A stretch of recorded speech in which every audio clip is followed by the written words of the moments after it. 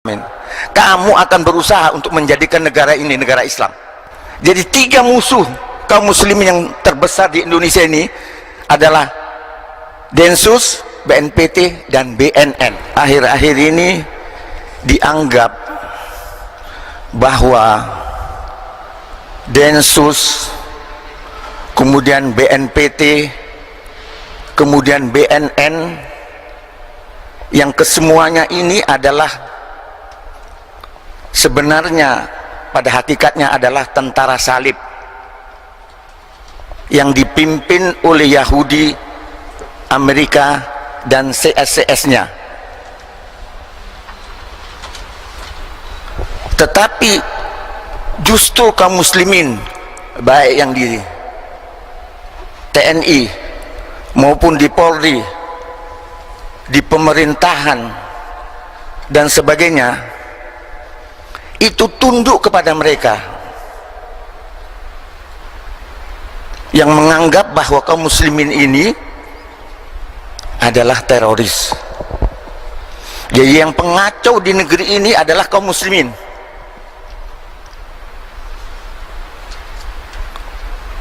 Kalau dikatakan bahwa kaum muslimin itu teroris terhadap musuh-musuh Allah dan musuh-musuh kaum muslimin serta orang-orang munafik yang tidak nampak, itu benar. Karena di dalam Al-Quran dikatakan, di dalam surat Al-Anfal ayat 60 jelas-jelas dikatakan demikian.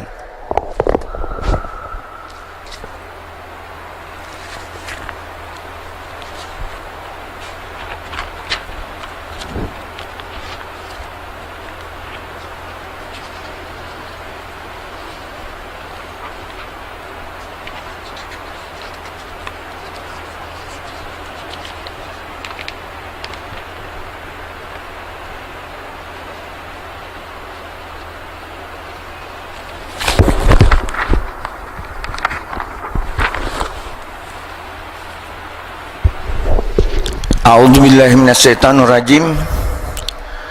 Wa a'iddu lahum mastata'tum min quwwati wa min ribatil khair turhibuna bihi aduwallahi wa aduwakum wa akharina min dunihim la ta'lamunahum Allahu ya'lamuhum wa ma tunfiqu min syai'in fi sabilillah yuwaffa ilaikum wa antum la tuzlamun, yang artinya, dan persiapkanlah dengan segala kemampuan untuk menghadapi mereka dengan kekuatan yang kamu miliki dan dari pasukan berkuda yang dapat menggentarkan musuh Allah, musuhmu, dan orang-orang selain mereka yang kamu tidak mengetahuinya, tetapi Allah mengetahuinya. Apa saja yang kamu infakkan di jalan Allah, niscaya akan dibalas dengan cukup kepadamu, dan kamu tidak akan dizalimi atau dirugikan. Jadi hadirin yang dimuliakan Allah, jadi jelas dikatakan di sini kita itu disuruh mempersiapkan kekuatan. Untuk apa kekuatan ini? Persiapan ini kekuatan untuk menggentarkan musuh-musuh Allah. Jadi musuh-musuh Allah itu di sini sekarang siapa? Yang tidak mau berlakunya syariat Islam di Indonesia dan di seluruh dunia, yang membunuhi kaum muslimin dengan dalih teroris yang dipakai oleh mereka sekarang ini. Tapi ini didukung oleh apa? TNI yang ngaku dia masih Islam, polisi yang mengaku dia masih Islam, padahal sebenarnya latar belakangnya itu karena kekuatan uang dari mereka, dari dana anti teroris ini, sehingga bisa mempengaruhi mereka semua, lalu menganggap kita ini sebagai musuh-musuh negara ini. Jelas dikatakan ini, turhibuna aduwallahi wa aduwakum, untuk menggentarkan Jadi menggentarkan ini dalam teori atau definisi terorisme sekarang ini itu adalah demikian: seseorang atau sekelompok itu berbuat sesuatu yang menggentarkan seseorang atau sekelompok manusia. Ini sangat turhibunahum. Jadi kalau di Mekah itu teroris itu dikatakan irhabiyun. Nah, jadi yang benar, kaum muslimin yang benar itu adalah dia teroris. Teroris terhadap Yahudi, terhadap Amerika, terhadap kepada orang-orang munafik yang karena kantongnya seperti yang pernah terjadi di zaman SBY, Presiden SBY itu Kofi Annan sebagai sekjen PBB mengancam kalau Indonesia tidak serius menghadapi terorisme, maka kami akan cabut dana anti teroris. Itu ancaman Kofi Annan pada waktu itu. Ini di zaman Presiden SBY. Nah, mereka ini takut karena dana anti teroris ini tidak ada. Mana ada KPK yang berani mempersoalkan dana anti teroris? Dana anti teroris ini tidak terbatas besarnya. Inilah yang membuat iman kaum muslimin yang masih mengaku Islam, baik dia di Polri maupun di TNI, karena besarnya uang itu yang masuk di kantongnya, lalu dia bersedia rela membiarkan saudara-saudaranya ditembak-tembakin oleh Densus yang hampir kesemuanya itu orang-orang kafir dan orang-orang musyrik. Ketika zamannya Goldsmith,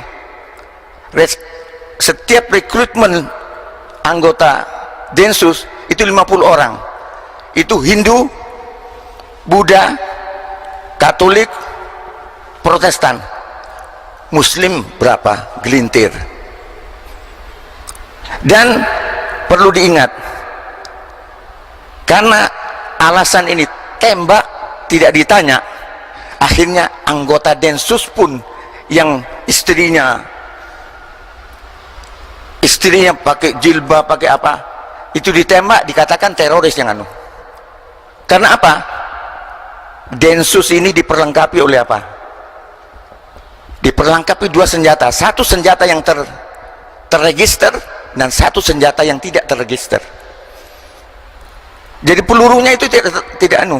Jadi dia coba, oh ini bukan peluru ini, padahal dia yang tembak. Ingat enggak waktu ada penjual angsle di Solo apa, ditembak, ini bu anu, katanya teroris yang tembak, padahal itu pasukan silumannya Goris Miri, pasukan silumannya si Petrus Golose yang kafir ini, yang musuh-musuh Allah ini. Tapi kaum muslimin yang dia mengaku tidak mau dikatakan dia togut, tidak mau mengatakan dia anu, dia sholat di masjid, datang di masjid untuk ngawasi kita,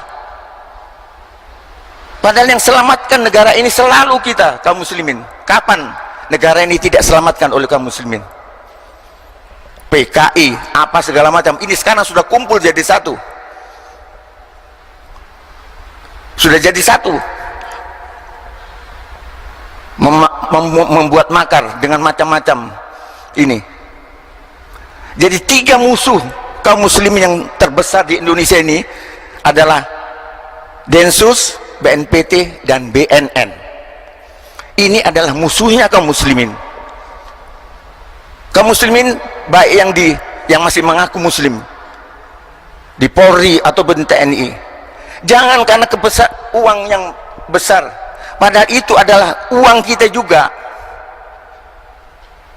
Uang kita diambil dari Freeport, diambil daripada Newmont, diambil dari Exxon, Chevron, diambil dari mana-mana untuk membunuh-bunuh kita, untuk menghancurkan negara kita yang mayoritas muslim ini. tapi kita turut saja.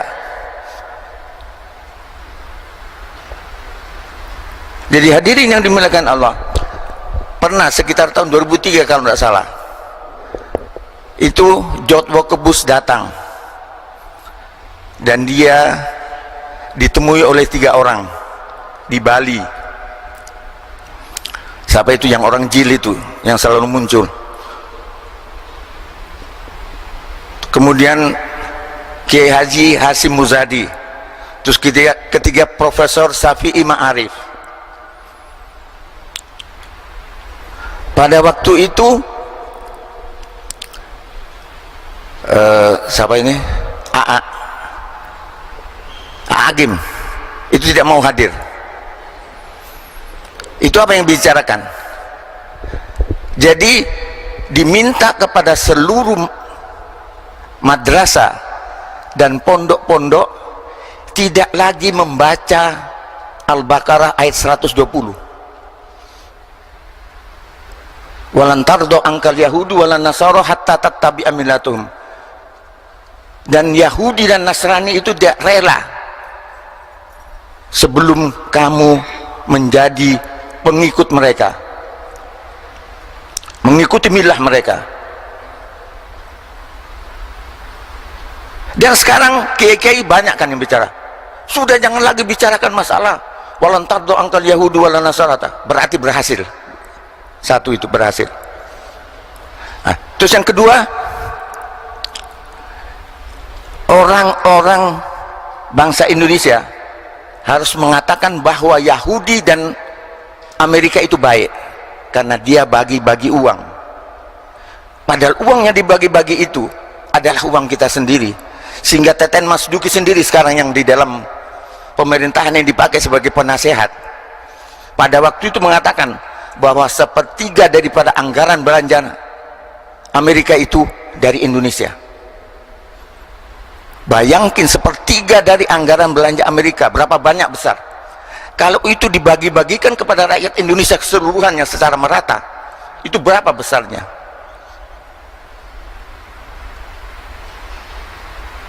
Berhasil dia. Pondok pesantren, kemudian madrasah-madrasah jangan lagi membicarakan masalah Al-Baqarah 120. Terus sekarang ini ditambah lagi supaya kaum muslimin itu tidak membicarakan Al-Anfal ayat 60. Jadi satu ayat Allah sudah berhasil dihapus mereka dari ini, sehingga ulama-ulama yang itu mengatakan jangan bicara lagi masalah Al-Baqarah walan tardu angkal Yahudu walan Nasara hatta tattabi'a millatahum. Sekarang ini kita tidak boleh lagi berbicara masalah ini. Al-Anfal ayat 60. Hadirin yang dimuliakan Allah, nah, kita harus sadar. Jadi dia hampir 2 sudah mau dihapus. Karena apa? Karena fulus. Padahal fulus itu juga adalah dari uangnya rakyat Indonesia yang dibajak oleh mereka, dibayarkan oleh pemimpin-pemimpin yang korup ini, pemimpin-pemimpin yang ngakunya Islam tetapi dia adalah musuh-musuh Islam. Dia mau menghabisin kaum muslimin.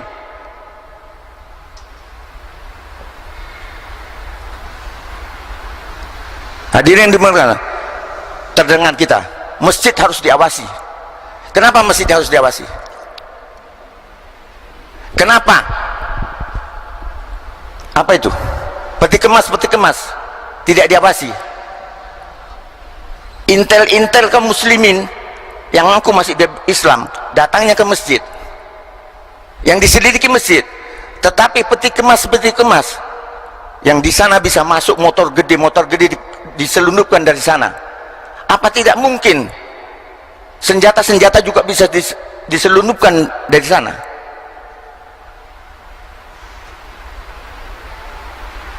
Nah, ini adanya ulama-ulama yang goblok, yang tidak tahu situasi politik, tidak tahu aturan ini. lalu ikut-ikut ngomong, padahal dia suruh kan terangkan aja Fatihah, terangkan bagaimana cara sholat bari apa, jangan ikut-ikut ngomong wah ini terorisme, tidak boleh, apa ini bukan apa. Siapa yang benar tidak boleh?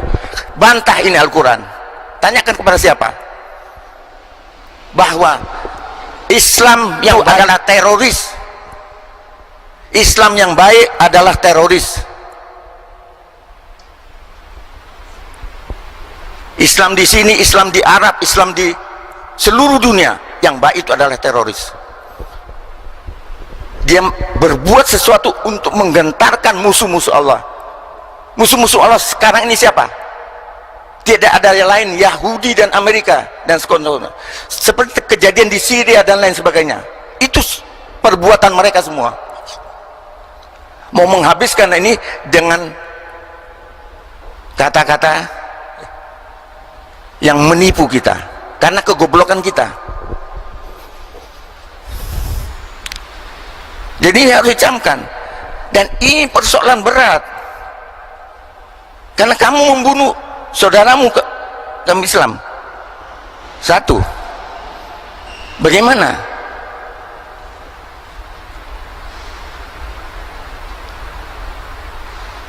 Satu saja bagaimana?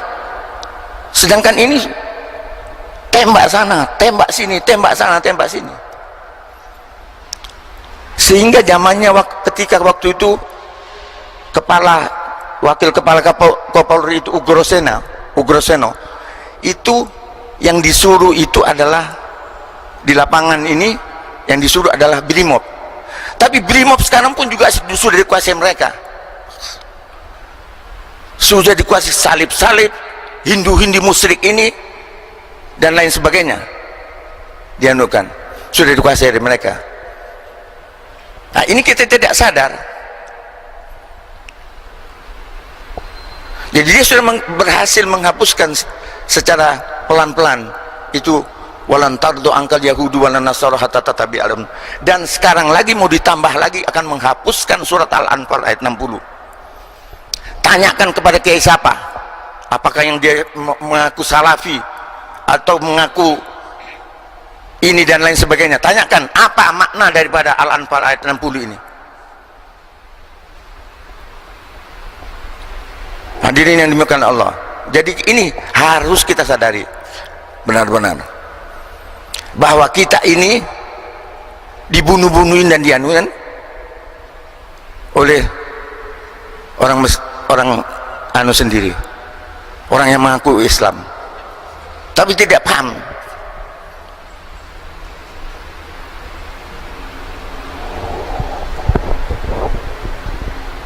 Hadirin yang dimuliakan Allah, coba lihat saja di Kementerian apa,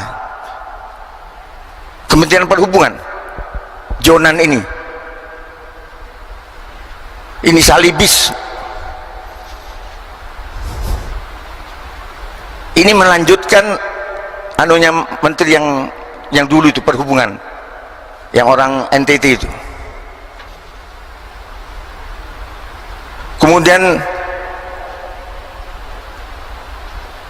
di pariwisata, kemudian di ESDM sekarang dan lain sebagainya, itu sudah dikuasai oleh mereka, sehingga program-program mereka semua yang memusuhi Islam, yang mau menghapus Islam dan membuat miskin kaum muslimin terutama di Indonesia ini, itu adalah kerja-kerja mereka semua.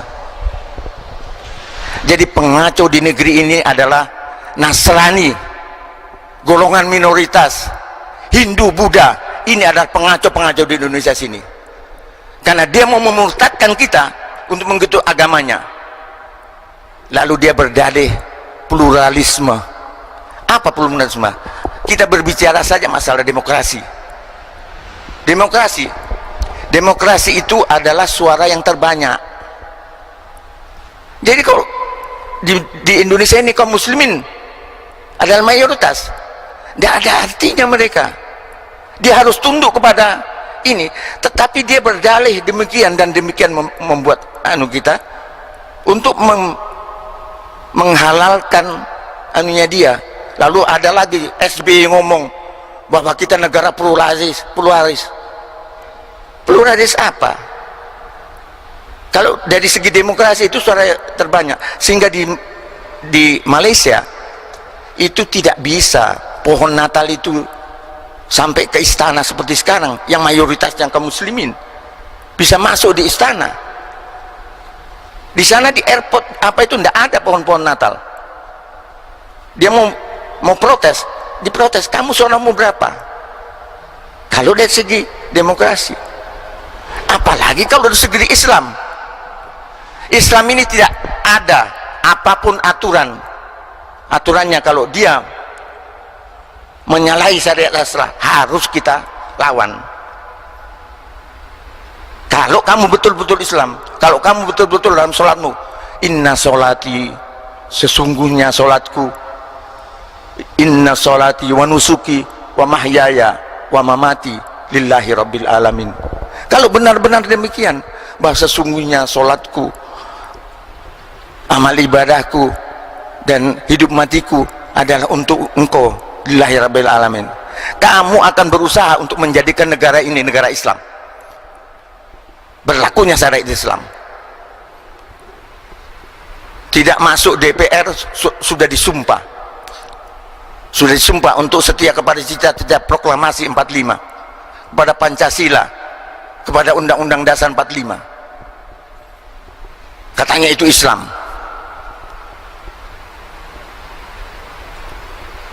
Andi Malarangan ketika jadi juru bicara kepresidenan, ketika salah satu ustadz datang ke sana minta diberlakukan syariat Islam, itu apa katanya? Memang ustadz, kita tidak akan menjalankan syariat Islam karena kita sudah disumpah untuk setia kepada cita-cita proklamasi 45, Pancasila dan Undang-Undang Dasar 45. Mati apa kamu kalau mati bukan Islam? Mati apa kamu? Wahai yang tentara, wahai yang polisi, wahai yang pejabat, mati apa kamu kalau nanti? Contohnya itu saja, tidak usah jauh-jauh. Suaminya Megawati, siapa itu? Suaminya Megawati sakit di NTT, dibawa ke Singapura, meninggal di Singapura. Dari Singapura tidak mampir ke gedung MPR, padahal dia ketua MPR. Tidak mampir ke rumahnya, langsung sampai ke Kalibata. Di Kalibata sesudah dikuburkan, siapa yang dihadapi sama mereka? Yang dihadapinya itu adalah mungkar dan nakir. Coba kamu katakan, saya pahlawan 4 pilar, apa ndak dipecut sama mungkar sama nakir? Hadirin yang dimuliakan Allah, ini persoalan besar. Jangan ikut-ikut teroris. Kita tidak mau kekerasan, kita tidak mau radikal.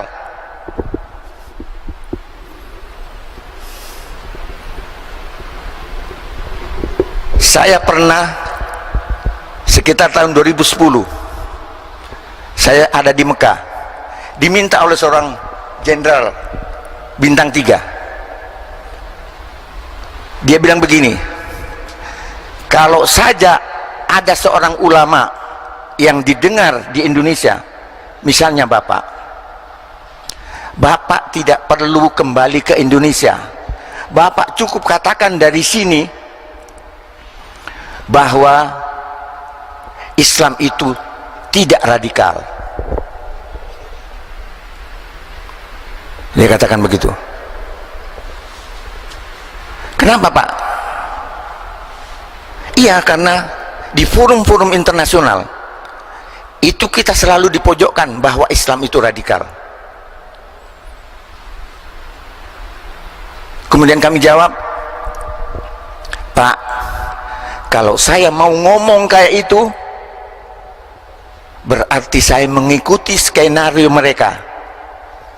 Karena memang Amerika CS ini itu mau mematikan ruhul jihad yang ada pada kaum muslimin karena dia tidak mempunyai ruhul jihad yang seperti kita miliki. Karena sistem jihad mereka, sistem mereka tidak seperti selengkap yang dimiliki oleh kaum muslimin. Pak, apa saja yang akan dikatakan mereka kepada kami, dia akan mengatakan ekstremis, mengatakan teroris, radikalis, apa katakan semua. Kalau ada perintah Allah di dalam Al-Quran untuk membunuh mereka, maka kami akan bunuh mereka.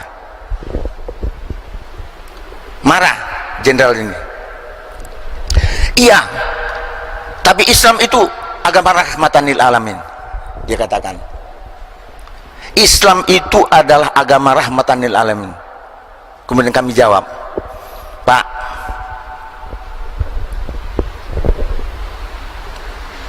potong tangan itu adalah bahagian daripada rahmatan lil alamin. Kenapa demikian? Dengan memotong satu tangan yang jika dibiarkan tangan ini tidak dipotong, itu akan membahayakan sekian juta manusia karena kejahatan tangan yang dipotong ini. Kemudian penggal kepala itu adalah bahagian daripada rahmatan lil alamin. Karena apa? Dengan memenggal satu kepala yang jika tidak dipenggal kepala ini, maka dia akan membahayakan nyawa sekian juta manusia. Coba lihat sekarang, hukuman mati dipersoalkan dan lain sebagainya. Padahal baik dari segi agama maupun dari segi undang-undangnya sendiri yang mereka buat sendiri, itu diputar-putar sehingga tidak berlaku. Ini apa kata Al-Quran? Walakum fil qisasu hayatun ya ulil albab. Dan di dalam hukum kisas itu ada suatu kehidupan wahai yang mempergunakan akal. Itu tadi, karena tidak berlaku syariat yang dianukan Allah ini, akhirnya demikian keadaan. Kemudian saya katakan, coba lihat tahun 2009 peristiwa Gaza, pembantaian kaum muslimin di Gaza yang dilakukan oleh Yahudi. Seluruh dunia protes dan mengatakan bahwa yang pengacau itu adalah Israel. Tetapi melalui Dewan Keamanan PBB itu tercetus resolusi apa itu? Gold siapa itu? Yang orang Yahudi juga yang mengatakan bahwa yang melanggar ini bukan saja Israel, tetapi Hamas pun adalah melanggar ini. Seluruh dunia mengatakan bahwa pengacau itu adalah mereka, tetapi dia berhasil melalui Dewan Keamanan PBB. Jadi Dewan Keamanan PBB dan lain sebagainya itu pusatnya kehancuran bagi kaum muslimin, bagi syariat Islam. Jadi sepatutnya tidak kita patuhi mereka. Terus saya katakan, apa ada di dalam Declaration of Human Rights yang mengatakan bahwa seorang wanita karena perintah agamanya, karena keyakinan agamanya, itu tidak boleh berpakaian sesuai apa yang diperintahkan oleh agamanya. Tetapi apa yang terjadi baru-baru ini, itu pada waktu itu tahun 2010, percakapan ini terjadi. Apa katanya Perdana Menteri Prancis waktu itu? Bahwa negara kita menganut kebudayaan telanjang. Tidak ada boleh satupun wanita menutup-nutup bahagian tubuhnya. Artinya kita tidak boleh berpakaian yang tertutup aurat, tidak boleh berpakaian pakai jilbab dan lain sebagainya. Itu bertentangan dengan the Declaration of Human Rights.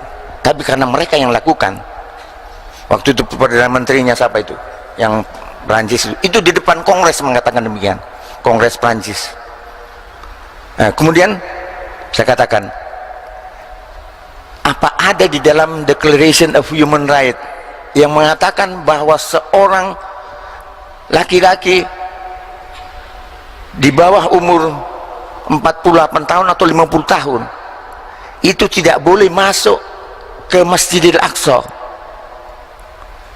Padahal Masjidil Aqsa ini adalah kiblat kaum muslimin yang pertama, tapi mereka melakukannya, melanggar Declaration of Human Rights yang mereka bikin sendiri. Tapi apa yang kejadian? Tidak salah mereka. Kemudian yang terakhir saya katakan, di sekarang ini seluruh poliklinik, seluruh rumah sakit seperti rumah sakit Islam, rumah sakit Muhammadiyah, itu tidak boleh menyunat anak wanita yang lahir. Biasanya kan 7 hari sudah langsung disunat. Ini sekarang coba bawa anak atau cucu bapak ke rumah sakit Muhammadiyah atau ke rumah sakit Islam, minta disunat, dia tidak mau. Karena WHO mengatakan bahwa tidak ada satupun klinik atau rumah sakit yang boleh melakukan sunat. Apa akibat daripada kalau anak kecil tidak disunat? Ini nanti akan menyebabkan mereka itu ganjen, suka sama laki-laki, mangurak katanya orang Bugis, karena tidak disunat itu. Ini mau dipaksakan agar muslimah kita ini menjadi pelacur. Ini kerjanya WHO. Nah, ini semuanya hanya bisa dihadapi dengan perang. Berapa kali Rasulullah SAW melakukan peperangan? Berapa kali Rasulullah memimpin peperangan matanin alamin? Apakah sudah? Karena memang ada persoalan-persoalan hanya bisa diselesaikan dengan perang. Bohong itu mereka semua. Kita masih ingat Harun sama siapa itu yang namanya diambil untuk kapal perang kita. Itu hanya berdasarkan negara, bukan berdasarkan Allah.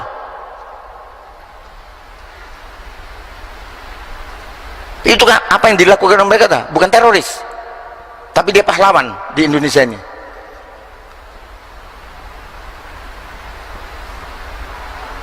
Nah, jadi jangan ada lagi satu ulama pun yang mengatakan bahwa kita memang tidak setuju dengan terorisme, perbuatan terorisme. Siapa bilang? Kamu berarti menolak Al-Quran ini.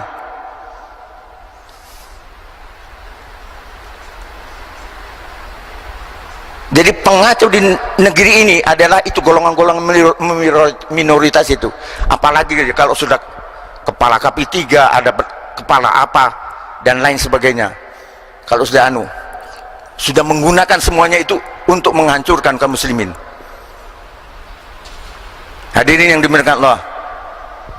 Nah, mari kita banyak-banyak istighfar, banyak-banyak bertobat, dan kembali kepada pesan daripada Rasulullah SAW ketika beliau akan meninggal. Terakhir kata-katanya, aku tinggalkan kepadamu 2 perkara, jika kamu berpegang padanya maka kamu tidak akan sesat selama-lamanya. Apa itu?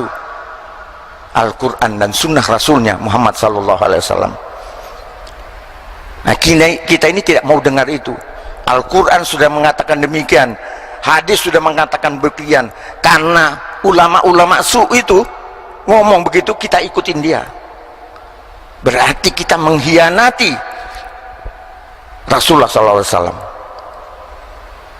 Dan kekacauan yang terjadi di sini ini, itu selalu itu yang terjadi. Sudah bertentangan dengan Al-Quran, sudah bertentangan dengan hadis, masih tetap saja dipertahankan. sudah syirik masih tetap ada ini, sudah togut masih tetap saja mempertahankan ini, lalu menyalahkan yang lain-lainnya dan sebagainya. Mari kita banyak-banyak istighfar dan kita lawan itu. Kalau tidak kita lawan, kita yang dianu. Di dunia ini cuma dua, kamu membunuh atau dibunuh, kamu mengejar atau kamu dikejar. Itu karena pengecutan kita. Hadirin yang dimuliakan Allah, di Indonesia ini pengacaunya itu adalah mereka-mereka, bukan kaum muslimin. Kaum muslimin berapa kali ditakdirkan Allah untuk menyelamatkan negara ini yang mayoritas penduduknya adalah muslim. Hadirin yang dimuliakan Allah, marilah dengan kerendahan hati dan dengan kehusukan kita mohon kepada Allah Subhanahu wa taala agar menghancurkan musuh-musuh Allah, agar menghancurkan makar-makar Allah, makar-makar musuh-musuh Allah ini.